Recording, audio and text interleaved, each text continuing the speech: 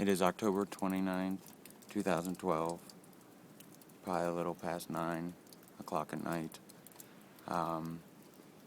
This is the aftermath of Hurricane Sandy, and I live in Berlin, Pennsylvania, and I mean, you know, we're getting pretty heavy snows, and it's very wet, very wet. I mean, you know, if you could take a look at that, it's very wet, and it's laying very heavy. Probably gonna get a lot of it. So, I mean, that's what's going on now.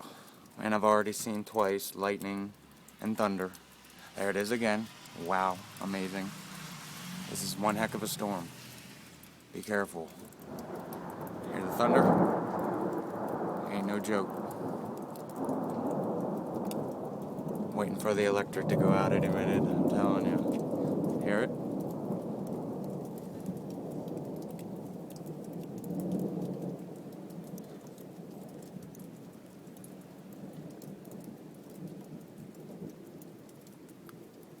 That was intense.